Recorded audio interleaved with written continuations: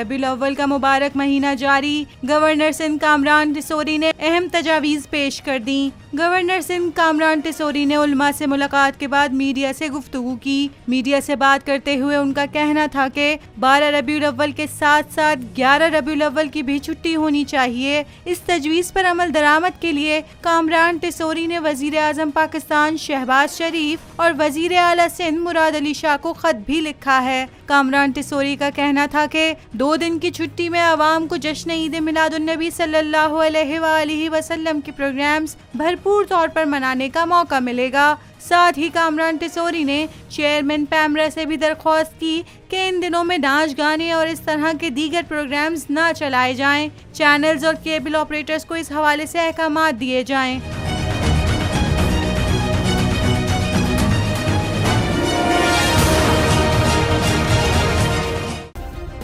Subscribe करें और bell दबाएं ताकि कोई खबर रह न जाए।